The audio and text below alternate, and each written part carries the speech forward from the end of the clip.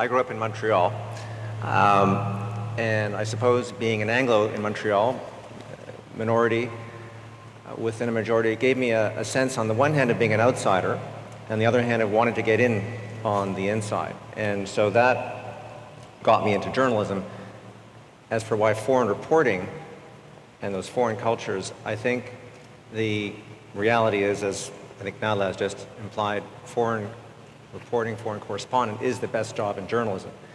Journalism, as we often say, beats work. Ergo, best job and worth 11 years of my life. We were talking on the way down in the car, Nala and I, about that sense of decompression when you come back to the real world, which I think was your question, to her at least. And it is an adjustment coming back, and especially in my case after more than a decade. I finally, one of the problems or challenges that I faced hit me when I was in Washington and attending a seminar when I was foreign editor.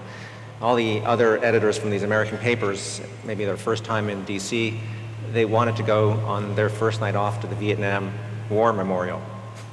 And that's when I had this epiphany that being a foreign correspondent is a returning foreign correspondent is like being a returning Vietnam War veteran.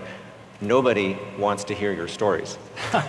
So for that reason, I'm very grateful to all of you tonight for coming to let us have this cathartic experience of trying to work out our foreign reporting, or in Patrick's case, he had to go back. But for all of us, there is that adjustment. I think that you've seen a lot and you have told a lot while you were there, and you want to keep on telling that story. And people often, at least in Toronto, want to talk about their renovations and their mortgages. I'm sure that doesn't happen in Kitchener, but or Waterloo.